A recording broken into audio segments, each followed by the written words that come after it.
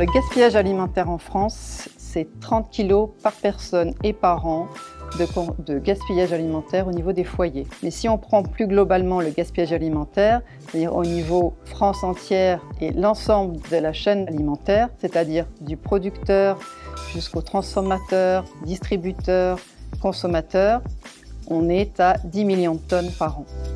Le projet dans lequel je suis engagée depuis plus d'1 an maintenant fait suite à une loi qui a prévu la création d'un label national anti-gaspillage alimentaire pour montrer les acteurs qui contribuent aux objectifs nationaux de réduction du gaspillage alimentaire qui sont de 50% à horizon 2025 ou 2030 selon le secteur d'activité.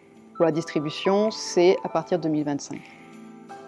Pour que ce label existe, il va fallu créer un référentiel, fixer des critères. Qu'est-ce que c'est que le gaspillage alimentaire et quelles sont les exigences à respecter pour éviter ce gaspillage. Et là, le travail qui est effectué dans le cadre de la FNOR et de la normalisation est très intéressant et nous permet d'aller beaucoup plus vite pour avoir justement à la fois l'ensemble des parties prenantes qui sont réunies dans un groupe de travail et établir aussi ces normes, ces critères communs qui vont permettre de comparer et d'évaluer de manière harmonisée l'ensemble des secteurs.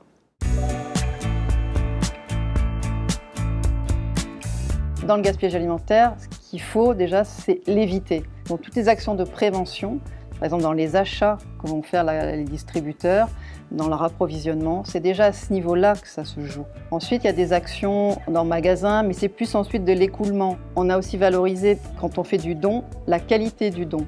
C'est-à-dire qu'il faut que le don il soit sur des produits qui sont intéressants, il faut que les dates limites respectent un délai suffisant pour pouvoir réaliser le don. Et le fait d'avoir un label de résultat, ça a été vraiment quelque chose d'important dans le cadre de ces travaux parce que ce n'était pas du tout évident au départ de parvenir à un taux de gaspillage alimentaire qui fixe un seuil de labellisation.